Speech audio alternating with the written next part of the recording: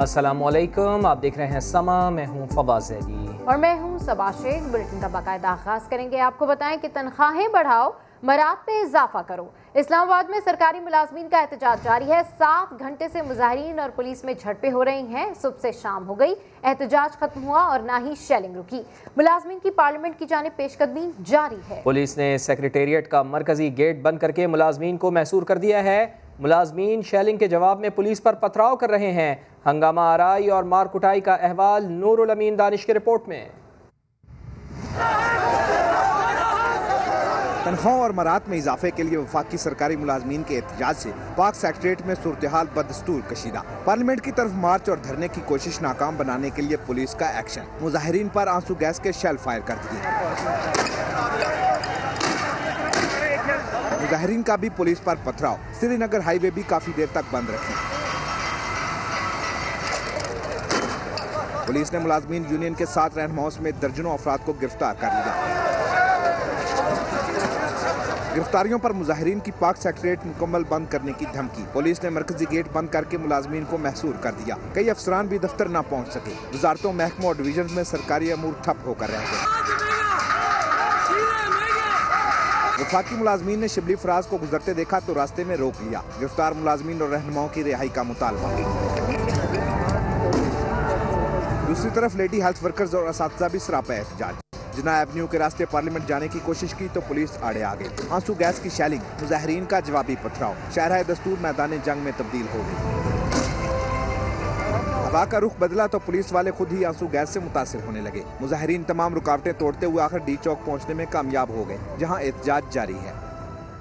इस्लामाबाद में lady health workers, असातिज़ा और दीगर सरकारी मुलाजमीन का एहतजाज जारी है। मुलाजमीन पार्लियामेंट की तरफ बढ़ रहे हैं। पुलिस मुलाजमीन को रोकने की पूरी कोशिशें कर रही है। ताज़ा तरीन सूरत हाल जान लेते हैं। वहाँ मौजूद समा के नुमाइंदगान हमारे साथ मौजूद हैं। आदिल तनूली हमें ज्वाइन कर चुके हैं और वहाब कामरान भी हमारा साथ देंगे। आदिल, सबसे पहले आप बताइएगा, सुबह ये एहतजाज शुरू हुआ था, अब शाम हो गई है, डी चौक पर एहतजाज की इस वक्त ताज़ा सूरत हाल क्या है?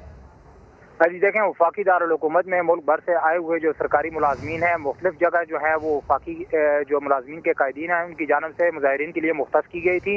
लेडीज़ हेल्थ वर्कर, इसके अलावा खैबर पख्तूनख्वा और बलोचिस्तान से जो आने वाले काफिले थे उनको नेशनल प्रेस क्लब का बताया गया था। नेशनल प्रेस क्लब के सामने से तकरीबन 3 बजे सरकारी मुलाजमीन का जो काफिला है वो डी चौक की तरफ मूव होना शुरू है और अब से कुछ ही देर कबल डी चौक पर पहुंचा है और पुलिस और जो मुलाजमीन है उनकी आपस में झड़पों का सिलसिला जो है वो बदस्तूर जारी है। पुलिस की जानब से डी चौक पर दाखिल होने की जब कोशिश की गई मुजाहिरीन की, तो उस वक्त शेलिंग शुरू की गई। शेलिंग के बाद जो है वो मुजाहिरीन की तरफ से भी पथराव किया गया है। ताहम तकरीबन 1.5 घंटे से ज़्यादा वक्त गुजर चुका है। वक्फे से पुलिस और जो मुजाहिरीन है उनकी झड़पों का सिलसिला बदस्तूर जारी है और शेलिंग और पथराव का सिलसिला भी जारी है। आला पुलिस के अफसरान और जिले इंतजामिया के जो अफसरान हैं वो भी यहाँ पर ऑपरेशन की खुद निगरानी कर रहे हैं। चारों अतराफ से जो है पुलिस की भारी नफरी जो तैनात थी। जो चाइना चौक से आने वाले जो मुजाहिरीन हैं उनकी जानब से नफरी को पीछे धकेल दिया गया है। इस वक्त सूरत हाल ये है कि मुजाहिरीन जो है वो डी चौक पर एक जो इलाका था वो उन्होंने क्लियर, वहाँ पर उन्होंने पड़ाव डाला हुआ है। खासी तादाद में लेडीज हेल्थ वर्कर, इसके अलावा आल पाकिस्तान सरकारी मुलाजमीन के जो इत्तेहाद है उसके जो मुजाहिरीन है वो यहाँ पर मौजूद है। मुल्क भर से आए हुए जो सरकारी मुलाजमीन हैं उनकी जानब से यह मुतालबा किया जा रहा है कि जब तक हमारे मुतालबात पूरे नहीं होते उस वक्त तक एहतजाज जारी रहेगा। डिप्टी कमिश्नर, इसके अलावा एडिशनल डिप्टी कमिश्नर, मुतल्लिका एसपीज और डीआईजी ऑपरेशन जो है वो खुद इस ऑपरेशन को लीड कर रहे हैं। इस वक्त भी पुलिस के आला और जिले इंतजामिया के आला अफसरान जो है वो मौके पर मौजूद हैं। शेलिंग का सिलसिला भी जो है वक्फे से जारी है। मुतल्लिका जोनल जो एसपी और डीएसपीज हैं वो नफरी के साथ जो है नफरी का हौसला बढ़ाते हुए उसके साथ हैं और जवानों को। ठीक है, इस वक्त ये लोग डी चौक पर मौजूद हैं और खासी तादाद में वहाँ पर लेडी हेल्थ वर्कर्स भी मौजूद हैं। आदिल, आप हमारे साथ मौजूद रहिए। समा की स्क्रीन पर आप ये मनाजिर देख सकते हैं। आज सुबह से ही ये मामला चल रहा है सरकारी मुलाजमीन के एहतजाज का और इस्लामाबाद में लेडी हेल्थ वर्कर्स, असातिज़ा और दीगर सरकारी मुलाजमीन का एहतजाज जारी है। मुलाजमीन पार्लियामेंट की तरफ बढ़ रहे हैं और सूरत हाल ओवरऑल बड़ी कशीदा रही। हमने देखा कि वहाँ पर शेलिंग भी की गई जिससे खुद जो पुलिस एहलकार हैं वो भी मुतासिर हुए। लेकिन ये जो मुजाहिरीन हैं ये कहते हैं कि जब तक इनके मुतालबात माने नहीं जाएंगे ये यहाँ पर मौजूद रहेंगे, इसी तरीके से एहतजाज करेंगे। मुलाजमीन ने फायर शेल वापस पुलिस पर फेंके थे। समा की स्क्रीन पर ये मनाजिर देख सकते हैं आप। इसके ऊपर मजीद डिटेल्स जानते हैं वहाब कामरान से। जी वहाब, अभी क्या सिचुएशन है? देखिए, दिन भर तो सूरत हाल काफ़ी कशीदा रही। शाहराह दस्तूर पर पाक सेक्रेटेरिएट के सामने पुलिस, रेंजर्स और मुजाहिरीन के दरमियान यूँ कहिए कि झड़पों का सिलसिला जारी रहा। जो पुलिस एहलकार आंसू गैस की शेल्स मुजाहिरीन पर फेंकते थे, मुजाहिरीन वही शेल्स वापस पुलिस वालों पर फेंक देते थे, जिससे यकीनन पुलिस एहलकार, सिक्योरिटी एहलकार भी मुतासिर हुए। लेकिन शाम 5 बजे के बाद से आंसू गैस के शेल्स फेंकने में यकीनन कमी हुई है और रुक चुका है। 5 बजे के बाद से शेलिंग नहीं की गई। अलबत्ता मुजाहिरीन अभी भी सेक्रेटेरिएट के अंदर मौजूद हैं और पुलिस एहलकार भी यहीं पर मौजूद हैं, रेंजर्स एहलकार भी मौजूद हैं।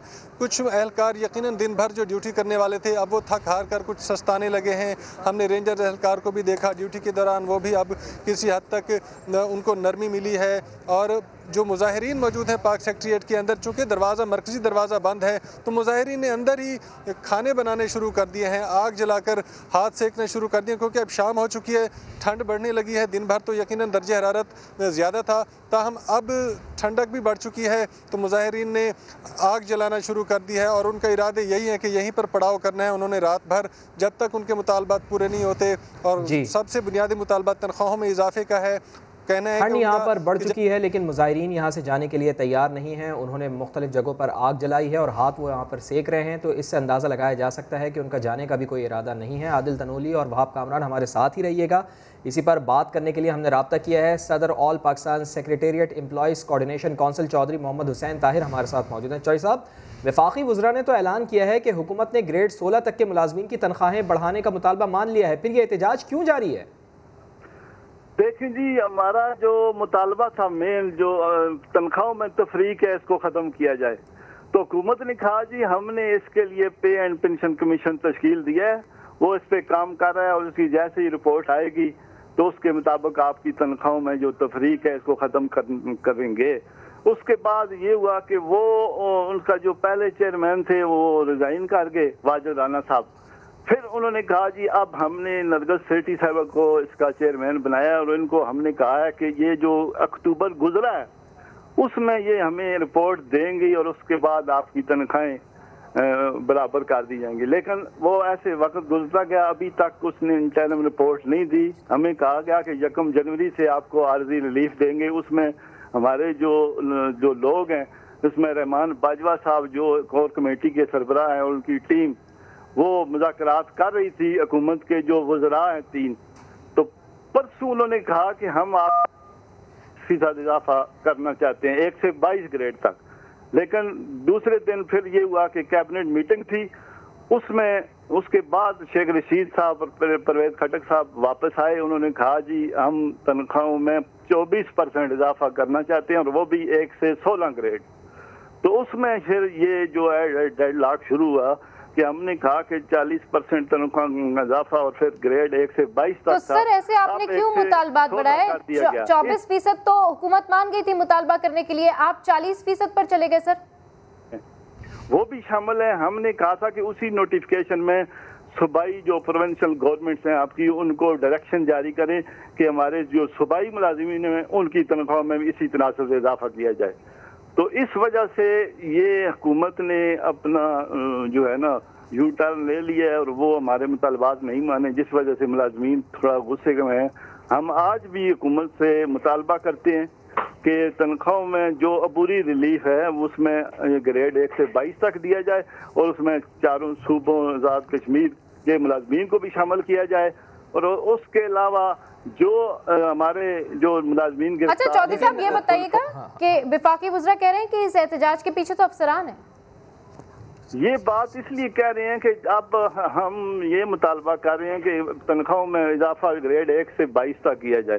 तो इस तनाज़ुर में वो समझ रहे हैं कि शायद 1 से 16 का मुतालबा ये नहीं मान रहे, इसलिए कि इनके पीछे अफसरान इनको वो कर रहे हैं। लेकिन ऐसी कोई बात नहीं, हम सब सरकारी मुलाजिम हैं, तनख्वाहें अगर बढ़ें तो सबकी बढ़नी चाहिए, ये हमारा जायज़ मुतालबा है।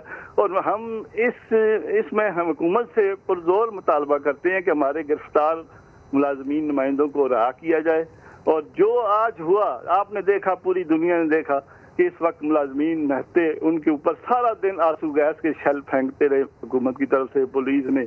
तो ये जो है ना काबिल मजम्मत है। हम कह दें कि ये सिलसिला बंद हो। मुख्तसरन बता दें कि कोई लचक दिखाएंगे आप इसमें? अपने मुतालबे से पीछे हटेंगे? हम इसमें ये क्योंकि पूरे पाकिस्तान की तंजीमें शामिल हैं, हम सेक्रेटेरिएट एम्प्लॉइज कोऑर्डिनेशन काउंसिल यही मुतालबा करते हैं हुकूमत से कि इसमें लचक उसी सूरत आएगी कि आप 1 से 22 का तनख्वाह में इजाफा का ऐलान करें और चारों सूबों के मुलाजमीन को भी इसमें। चलिए ठीक है, बहुत शुक्रिया। चौधरी मोहम्मद हुसैन ताहिर, सदर all Pakistan secretariat employees coordination council समा से गुफ्तगू कर रहे थे। इसके अलावा हमारे नुमाइंदगान आदिल तनौली और वहाब कामरान अपडेट कर रहे थे। आपका शुक्रिया। हुकूमत के खिलाफ लोहा गर्म देखकर सियासी मुखालफीन भी चोट मारने का कोई मौका हाथ से जाने नहीं दे रहे। मरियम नवाज ने वफाकी मुलाजमीन की हिमायत का ऐलान कर दिया है। मुलाजमीन के मुतालबात तस्लीम करने का मुतालबा कर दिया। बिलावल भुट्टो बोले हुकूमत तशद्दुद की बजाय मसला हल करे।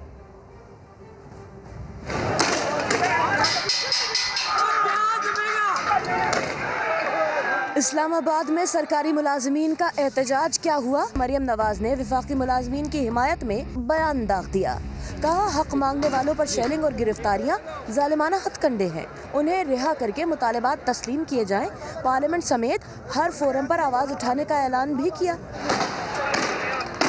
Chairman Peoples Party Bilawal Bhutto Zardari ने कहा सरकारी मुलाजमीन पर तशद्दुद ओछे हथकंडे हैं। हुकूमत तशद्दुद, शेलिंग और गिरफ्तारी के बजाय उनके मुतालबात हल करने के लिए इक़दामात करें। 2 लाखों के नुमाइंदों के करोड़ों में बिकने की दास्तान। मुकद्दस ऐवान के इंतखाब के लिए सबसे बड़ी मंडी लगी। रेट लगते रहे, लोग बिकते रहे। नोटों के ढेर के सामने ईमान बिकता रहा। हल्फ का ख्याल रहा ना अल्लाह का खौफ। मुंतखब होने वालों ने कुरान पाक पर झूठा हलफ भी उठाया। 2018 के सेनेट इलेक्शन से पहले पैसे लेने और देने वालों की फुटेजेस सामने आ गई। इसके अलावा वज़ीर आज़म इमरान खान ने बड़ा इंकशाफ कर दिया। कहते हैं कई बार उन्हें भी सीट बेचने की पेशकश हो चुकी है। बलूचिस्तान में सेनेट की एक निश्चित की कीमत 50 से 70 करोड़ रुपए लग रही है। वज़ीर आज़म का कहना था कि नून लीग और पाकिस्तान पीपल्स पार्टी मिसाक जमहूरियत में ओपन बैलेट का मुआहदा कर चुके हैं और वो खुद भी ओपन बैलेट के मुतालबे की तायद कर चुके हैं। इसमें सबको पैसा मिलता है, लीडरशिप को पैसा मिलता है। मुझे खुद पैसे की ऑफर आई हुई है। 5 साल पहले जब हमारा सेनेट का इलेक्शन था, उन्होंने हमें पैसे की ऑफर की। एक आदमी ने ऑफर नहीं की, कई लोगों ने ऑफर्स भिजवाई। अगर आप हमें इस सेनेट की सीट दे दें, हम इतना पैसा देने के लिए तैयार हैं, आप शौकत खान हमें दे दें। इस तरह की ऑफर्स होती है। मेरे पास अगर ये वीडियो होती तो वो जो हमने 20 लोग निकाले थे, मैं अदालत में क्यों ना ये वीडियो ले जाता अगर मेरे पास होती। सियासतदानों की मंडी लगी हुई है, रेट्स फिक्स हो रहे हैं। इस वक्त बलूचिस्तान में एक सेनेटर बनने का जो रेट जा रहा है 50 करोड़ से 70 करोड़ पे जा रहा है। वो कोई हातमताई तो नहीं है, वो आके पैसा बनाएगा, पाकिस्तानी अवाम की खाल खींचेगा, पाकिस्तान का खून चूसेगा। ये 30 साल से हो रहा है। इन्होंने क्यों नहीं कोशिश की चेंज करने की? क्योंकि ये खुद पैसे बनाते हैं इसमें से। फजल रहमान तो सबसे ज्यादा पैसा बनाया इसने। इसकी पार्टी में तो वो सेनेटर बन गए जो JUI में नहीं थे, बाहर से आके सेनेटर बन जाते। कैसे बनते? चोर जो अपने आप को सियासतदान कहते हैं, PDM के अंदर ये जो सारी अपनी चोरी बचाने के लिए यूनियन बनी हुई है, इन सारों से सवाल ये पूछना चाहिए 30 साल से आपकी पार्टी पावर में है, क्यों नहीं आपने इसको रोकने की कोशिश की? PTI से निकाले गए रुकन सूबाई असम्बली उबैदुल्ला मयार का दावा है कि मंजर-ए-आम पर आने वाली वीडियो स्पीकर हाउस की है। पैसे सूबाई हुकूमत की मंजूरी से दिए गए थे। पीपल्स पार्टी के मोहम्मद अली बाचा ने अपनी वीडियो जाली करार दे दी। कहा सेनेट इलेक्शन से पहले वीडियो जारी करना PTI हुकूमत की साजिश है। सेनेट के इंतखाबात में वोटों की खरीदो फरोख्त। PTI ने 7 खवातीन समेत 20 अरकान असम्बली को पार्टी से निकाल दिया था। इन अरकान में शामिल उबैदुल्ला मयार का दावा है कि रकम KPK हुकूमत ने खुद दी थी। इस वजह से पैसे दिए थे कि आपने जनरल इलेक्शन में टिकट के लिए अप्लाई करना है, हम आपको टिकट देंगे। दूसरी ये कि आपका जो खर्चा ये हमारी तरफ से, ये 1 करोड़ रुपए हमारी तरफ से आपको हम सपोर्ट करें। तीसरा ये कि जो हम उम्मीदवार ला रहे हैं सेनेट के लिए, तो आपने उसको सपोर्ट करना। सहाफ़ियों के सवालों का जवाब देते हुए उन्होंने कहा कि पैसे सेनेट के उम्मीदवार फिदा मोहम्मद खान ने बांटे, परवेज खटक ने डीलिंग की। सारे एमपीएस आ रहे थे, सारे उसी स्पीकर हाउस आ रहे थे और सबको दे रहे थे। सर परवेज खटक का क्या मामला है? क्या वाकई में परवेज खटक तो डीलर है। उन्होंने जो वीडियो बनाई है तो इनको चाहिए कि ये वीडियो पूरी ये दिखाते थे ना, ये पूरी वीडियो दिखाते कि हमें पैसे कौन दे रहे हैं। पीपल्स पार्टी के मोहम्मद अली बाचा ने समा से गुफ्तगू में अपनी वीडियो को जाली करार देते हुए हुकूमत पर साजिश का इल्जाम लगा दिया। मैं टोटली डिनाई कर रहा हूँ, ये फेक वीडियो है और एडिटेड वीडियो है। तो ये गवर्नमेंट की साजिश है और किसकी साजिश है? सुप्रीम कोर्ट पे नजर असरअंदाज होने के लिए कर रहे हैं, अपने MPs को डराने के लिए सब कुछ कर रहे हैं, अपने MNAs को डराने के लिए सब कुछ कर रहे हैं। मोहम्मद अली बाचा ने कहा कि वो अपनी किरदार कशी के खिलाफ अदालत जाएंगे। वज़ीर दिफा परवेज खटक ने उबैदुल्ला मायार के इल्जामात मुस्तरद कर दिए। कहा, मुझे तो कुछ पता ही नहीं, सारा मामला मोहम्मद अली शाह के जरिए तय हुआ, वही शनाख्त कर रहे थे। मैंने किसी को पैसे देने को नहीं कहा और ना ही लेने की हिदायत की। वो इस्लामाबाद में मीडिया से बात कर रहे थे।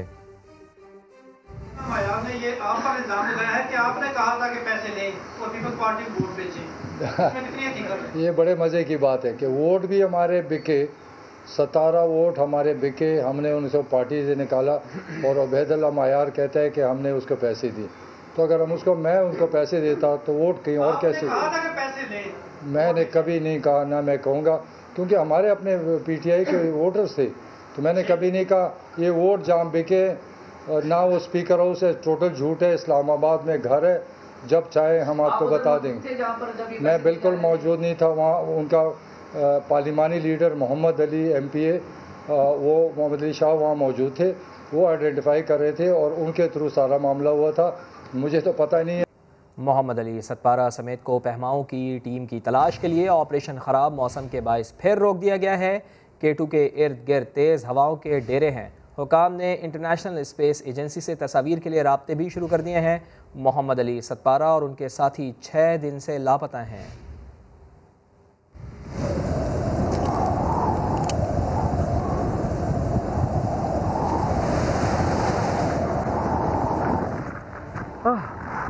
दुनिया के चंद ही ऐसे मुहिमजू हैं जो दुनिया की ये दूसरी बड़ी चोटी K2 को सर कर सके हैं।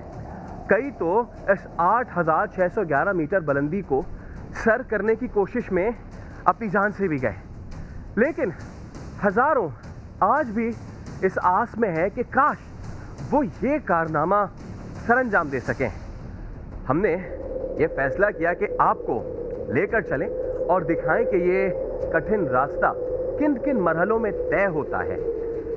मैं इस वक्त जिस जगह मौजूद हूँ इसे कहते हैं K2 का बेस कैंप। ये सतह समंदर से 5,000 मीटर की बुलंदी पर वाक़ है। अब यही वो मकाम है जहाँ से क्लाइंबिंग का आगाज़ होता है। हमारा सांस तो अभी से फूल रहा है।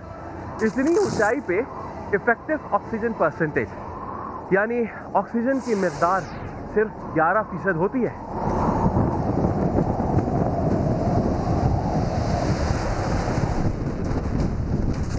तो बेस कैंप से मैं C1 यानी कैंप 1 को क्रॉस करता हुआ पहुंच गया हूँ C2 यानी कैंप 2। यहाँ पर ऊंचाई है 6,760 मीटर।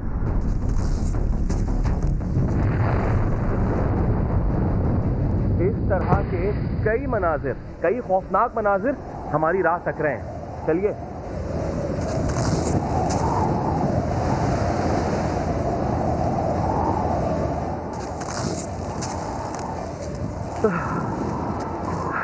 यहाँ तक तो सब ठीक था, लेकिन इससे ऊपर कैंप 3 पर पहुँचने के लिए मुझे इस खतरनाक ब्लैक पिरामिड को क्रॉस करना होगा। ये वही मकाम है जिसने कई कोपहमाओं की जान ली है। यहाँ पे ऑक्सीजन की मिकदार भी कम होती जा रही है। लगभग 7,000 मीटर ऊंचाई पे ऑक्सीजन की परसेंटेज 9% रह जाती है। अब सूरज भी ढल रहा है, मुझे जल्दी कैंप 3 पहुंचना होगा। ये हम पहुंच गए C3। ये गाड़ा हमने अपना कैंप। यहाँ पहुंचने की जल्दी इसलिए भी थी कि अगर शाम हो जाए तो फिर बैनुल-अक़वामी उसूल क्लाइम हाई लो स्लीप के मुताबिक यहाँ ही रुककर रात गुजारनी होती है। यानी कि अगर आप जिस जगह भी पहुँचे उससे आप 300 मीटर नीचे आए और फिर सोने का आप इंतज़ाम करें, क्योंकि आपको हाई एल्टीट्यूड सिकनेस हो सकती है। तो मैं तो हूँ इस वक्त K2 के C3 पे और अब मुझे रात यहीं पे क़याम करना है। यहाँ से हम आपको कहते हैं good night, see you in the morning.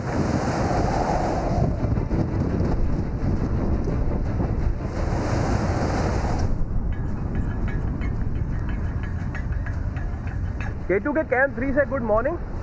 और अब हम थोड़ा सा कुछ खाएंगे यहाँ पे और अब यही कहेंगे कि फैसल जी उठें, आगे बढ़ें, क्योंकि यहाँ से वापस जाना मुमकिन नहीं है, मंजिल हमारी आगे है। Let's go.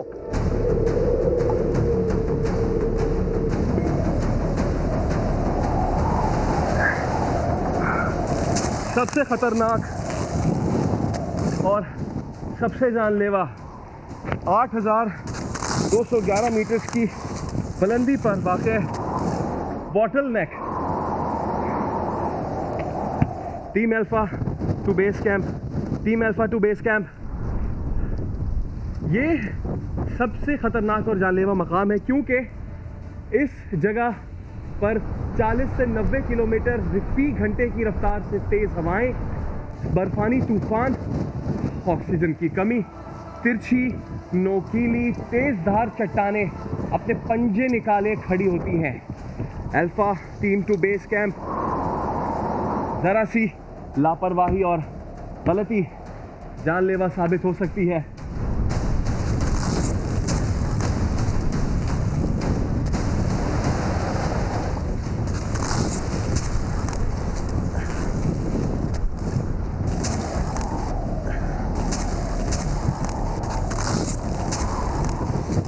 और बिलाखिर मैं आपको ले आया K2 की इस आखिरी मंजिल 8,611 मीटर बुलंद, दुनिया की दूसरी बुलंद तरीन चोटी पर।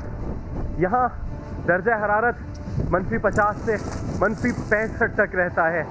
यहाँ ऑक्सीजन नहीं होती, यहाँ पर सांस फूलती है, यहाँ पहुँचना हर किसी के बस की बात नहीं होती। लेकिन जब जब ये सारे ख्यालात जहन में आते हैं, ये सब हिलाली परचम हिम्मत बंधाता है। पाकिस्तान जिंदाबाद।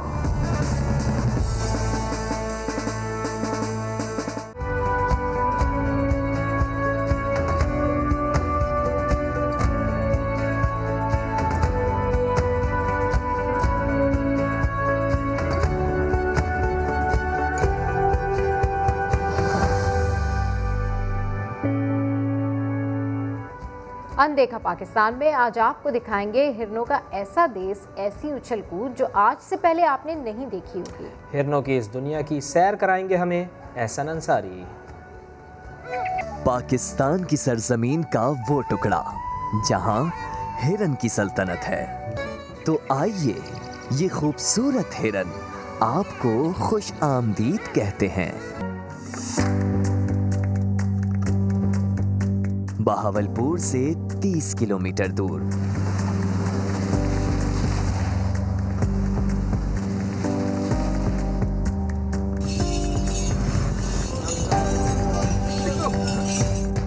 लाल सुहाड़ा नेशनल पार्क।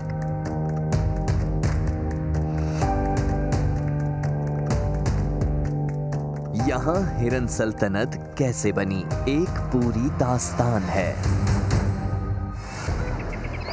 चीते, जंगली जानवर या निशानेबाज शिकारी हिरन मार रहे थे, मगर फिर 1972 में अमेरिका और नेदरलैंड्स के बच्चों के जेब खर्च से यहाँ चारों तरफ जंगला लगाया गया। अब ना कोई जंगली जानवर आ सकता है, ना निशानेबाज गोली से शिकार कर सकता है। और फिर यहाँ हिरनों की अपनी एक सल्तनत बन गई। जी, ये ब्लैक बक की कहानी जो है 1972 से शुरू हुई थी, 10 पेयर से शुरू हुई थी। अभी जो है ये 550 से ज़ायद लाल सुहाना में मौजूद हैं और 900 प्लस के करीब ये जो हैं पूरे पाकिस्तान में ट्रांसफ़र हो चुके हैं।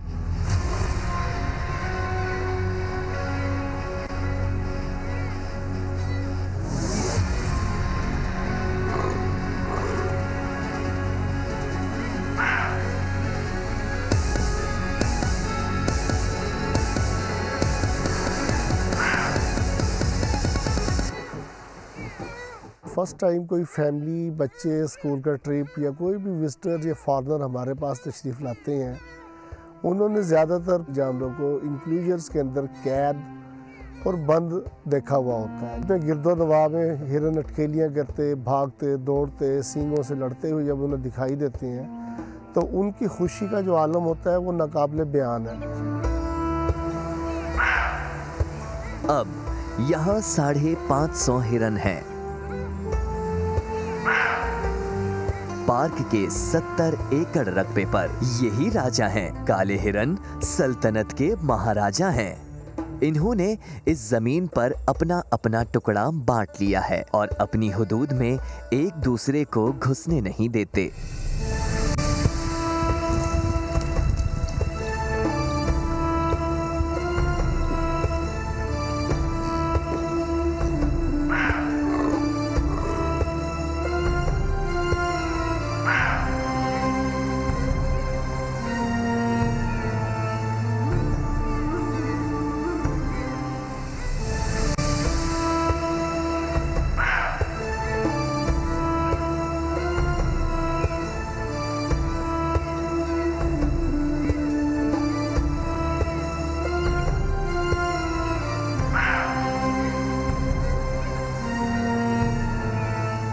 आपको ये पूरे पाकिस्तान में किसी ज़ू में अगर आपको ब्लैक बक कहीं पर नज़र आएगा तो वो ब्रीड यहीं की लालसाना वाली ब्लैक बक की होगी। शाम होते ही दस्तरखान पर इनके मनपसंद चने लगाए जाते हैं।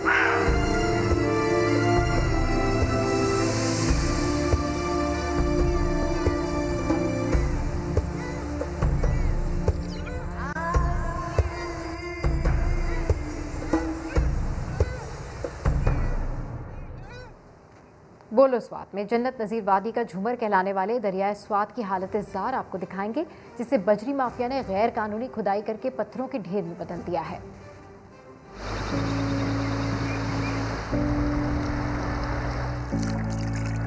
स्वात से मैं हूँ डॉक्टर जवाद इकबाल। स्वात की खूबसूरती का झूमर कहलाने वाले दरियाई स्वात के किनारे पर इस वक्त मैं खड़ा हूँ। स्वात के दरिया का हुलिया किसने बिगाड़ा, ये हम आपको बताएंगे।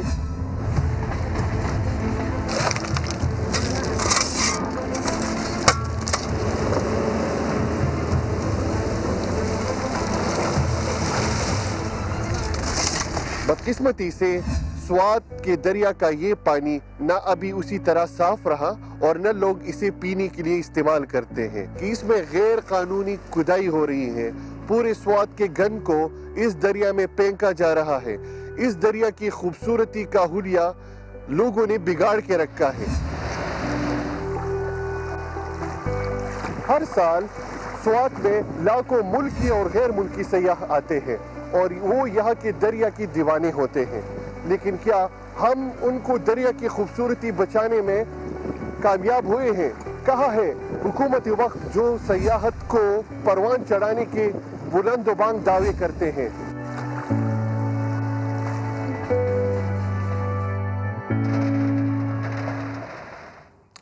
बल्दिया कराची की एक और फैक्ट्री में आग ने 3 मजदूरों की जानें ले ली। हमेशा की तरह फायर ब्रिगेड ताखीर से पहुंची। फैक्ट्री मुलाजिम अली शेर ने साथियों की जान बचाने के लिए अपनी जान कुर्बान कर दी। आमिर मजीद की रिपोर्ट। फिर एक फैक्ट्री में शोले भड़के, फिर मजदूरों की जान गई।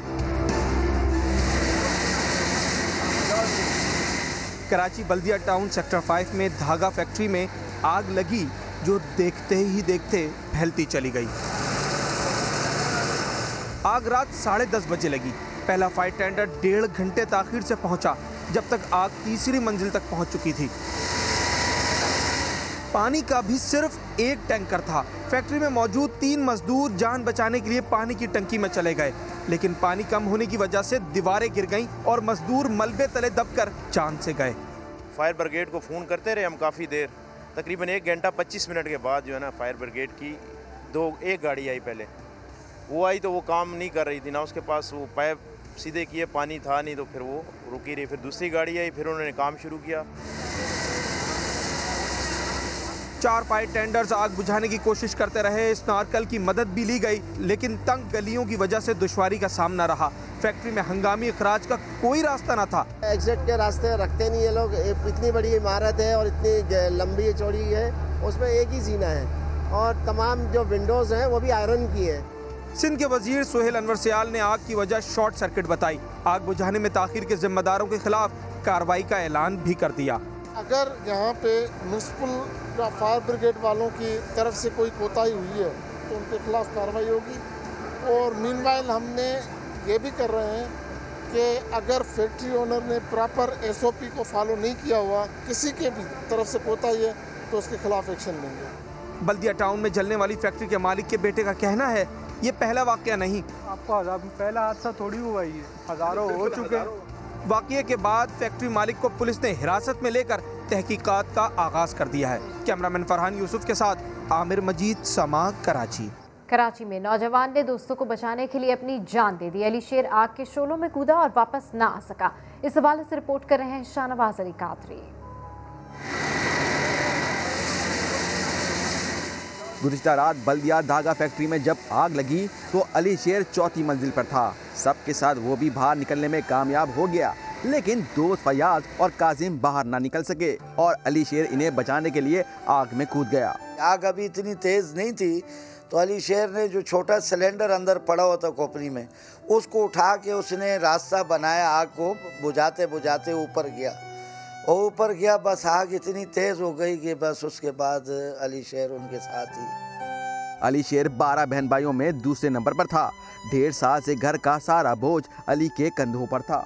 कांधा टूट चुका है, कांधा टूटा है और यही गम है हम लोग को। और रात को आग हम लोग देख रहे थे पर कुछ कर नहीं सकते थे कि उसमें जाके अपने भाई को बचा सके। सेकल ला के देता था, खिलौने मुझे ला के देता था, मेरे साथ प्यार करता था, मुर्गी मेरे लिए लेके आता था। अली की 3 माह बाद शादी होने वाली थी। कैमरामैन इमरान शाहिद के साथ शाहनवाज अली कादरी, समा, कराची। दहशत गर्दी का खदशा, सेक्रेटरी सिंध असम्बली ने इजाफी सिक्योरिटी मांग ली है। सेक्रेटरी दाखिला, IG और कराची पुलिस चीफ को ख़त भी लिख दिया है। इस पर मजीद बात करेंगे। समग्र नुमाइंदे संजय साधवानी हमारे साथ मौजूद हैं। संजय, क्या कहा गया है ख़त में?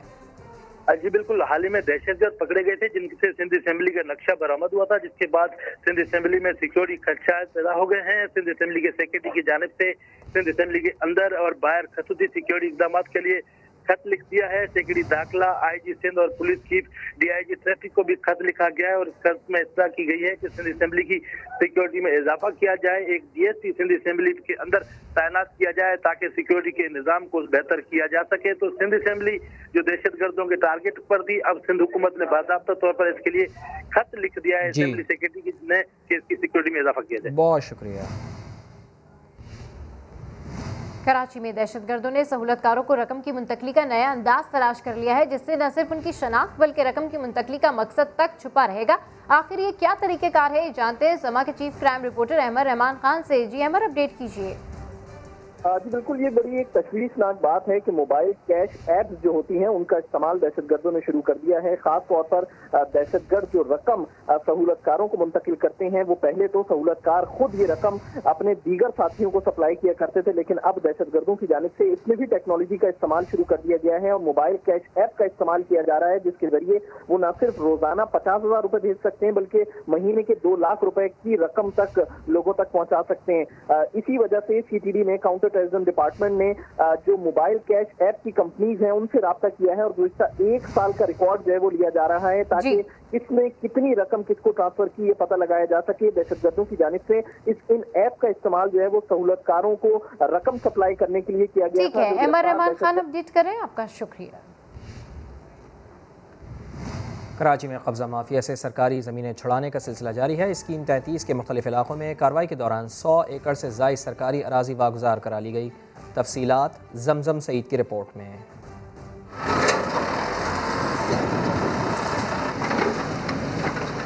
अदालती अहकामात पर ज़िलाई इंतज़ामिया इन एक्शन। स्कीम 33 के इलाकों में सरकारी अराजी पर काबिज माफिया के खिलाफ बुलडोजर चल गया।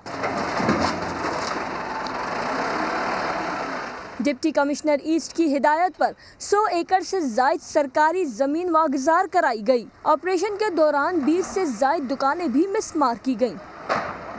ऑपरेशन के दौरान पुलिस की भारी नफरी को तैनात किया गया था। कैमरामैन M कामरान के साथ जमजम सईद, सामा, कराची। लाहौर के अरबपतियों को करोड़ों रुपए का चूना लगा दिया गया। लग्जरी गाड़ियों के डीलर अबूजर बुखारी ने बुकिंग के नाम पर करोड़ों रुपए बटोर लिए। नैब ने शिकायत पर कार्रवाई का आगाज कर दिया है। इस पर मजीद बात करते हैं समा के नुमाइंदे अब्बास नकवी से। जी अब्बास नकवी, अब नैब इन्वॉल्व हो गई इस मामले में? जी बिल्कुल, इंटरनेशनल गाड़ियों के डीलर अबूजर बुखारी के फ्रॉड केस में अहम पेशरफ सामने आई है और नैब ने शिकायत मौसूल होने पर कानूनी कार्रवाई का आगाज कर दिया है। तर्जुमान नैब का कहना है यही कहना है कि अबूजर बुखारी के खिलाफ शिकायत नैब वसूल कर रहा है और अबूजर बुखारी पर गाड़ियों की बुकिंग के एवज करोड़ों रुपए रकम वसूल करके धोखाधड़ी खुदबुर करने का इल्जाम है। उसके साथ उनका ये भी कहना है कि तमाम मुतासिन को हिदायत की गई है कि किसी भी इदारे या अदालत में की गई कार्रवाई के हवाले से दरखास्त 15 रोज के अंदर नैब में जमा करवाएं ताकि उसके बाद जो है मजीद कार्रवाई आगे बढ़ाई जा सके। जी ठीक है, हमारे नुमाइंदे अपडेट करें, आपका शुक्रिया। T20 इंटरनेशनल सीरीज़ की ट्रॉफ़ी की रुनुमाई की तकरीब लाहौर के क़ज़ाफ़ी स्टेडियम में हुई। तकरीब में जनूबी अफ्रीका और पाकिस्तानी क्रिकेट टीम के कप्तानों ने शिरकत की। इस हवाले से मज़ीद बात करते हैं, समा के नुमाइंदा कादिर ख्वाजा हमारे साथ मौजूद हैं। जी कादिर ख्वाजा, क्या तफसीलात हैं आपके पास? बिल्कुल, पाकिस्तान और जनूबी अफ्रीका की टीमों के दरमियान जो 3 T20 मैचेस पर मुश्तमिल सीरीज होने जा रही है, उस हवाले से T20 ट्रॉफी की रूनुमाई तकरीब हुई क़ज़ाफ़ी स्टेडियम में और दोनों टीमें इस वक्त प्रैक्टिस भी कर रही हैं। दोनों टीमों का कप्तान है क्लासन, जो जनूबी अफ्रीका टीम का कप्तान है, और जो पाकिस्तान टीम का कप्तान है बाबर आजम। दोनों ने ट्रॉफी की रूनुमाई तकरीब की और उसके बाद जो है वो फोटो सेशन हुआ, उनकी वीडियोस बनवाई गई। लेकिन बाबर आजम जो है वो काफी कॉन्फिडेंट नजर आ रहे थे ट्रॉफी को थामे, और ट्रॉफी को उन्होंने चुमा दी और उसके बाद जो है वो उनकी शक्ल से जो है वो वाज़ेह हो रहा था कि बाबर आजम इस ट्रॉफी को अपने पाकिस्तान में थामने के लिए बेताब है। और कल से बाकायदा तौर पर पाकिस्तान और T20 जनूबी अफ्रीका के दरमियान पहला T20 मैच क़ज़ाफ़ी स्टेडियम लाहौर में खेला जाएगा। बहुत शुक्रिया आपका। रावलपिंडी एक्सप्रेस शुएब अख्तर को भी PSL के 6ठे एडिशन का गाना पसंद ना आया। कहा बच्चों को गाना सुनाया तो वो डरकर भाग गए। गाना बनाते हुए किसी को शर्म नहीं आई। PSL 6 का गाना किसी को पसंद आए ना आए, लेकिन गुलकारा नसीबो लाल सॉन्ग की पजीराई पर खुशी से आबदीदा हो गई। कहती हैं कि सॉन्ग के सुर बहुत ऊपर थे, इसलिए उन्हें ये गाना गाने का मौका मिला। सहराए चोलिस्तान में 16वीं चोलिस्तान इंटरनेशनल जीप रैली के इंतजामात मुकम्मल। 11 से 14 फरवरी तक मोटर स्पोर्ट्स का बड़ा मेला सजेगा। एहसान अंसारी की रिपोर्ट। कौन बनेगा रफ्तार का सुल्तान? सहराए चोलिस्तान में सज गया मैदान। जीत के लिए सैकड़ों रेसर्स लगाएंगे जान। 4 रोजा इवेंट की तैयारियां मुकम्मल कर ली गईं। रेसर्स हों या सपोर्टर्स, हर एक पुरअज़्म। पहली दफ़ा ऐसे हो रहा है कि एक लड़की नेविगेटर है और एक लड़की ही जा रही है, एक ड्राइवर के साथ एक लड़की नेविगेटर है, तो काफ़ी अच्छा लग रहा है। बहुत खुश हैं कि मेरी बहन यंगेस्ट ड्राइवर होते हुए इस रैली में पार्टिसिपेट करेगी गर्ल्स कैटेगरी में।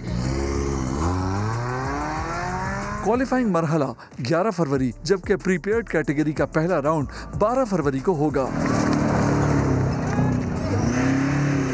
13 फरवरी को स्टॉक और खवातीन कैटेगरी के मुकाबले होंगे और 14 को फाइनल राउंड होगा। नादिर मक्सी और तशना पटेल एजाज का दिफा करेंगे। डर्ट बाइक रेस के साथ साथ जीप रैली में पहली बार पैराग्लाइडिंग के मुकाबले भी होंगे। एहसान अंसारी, समा, बहावलपुर।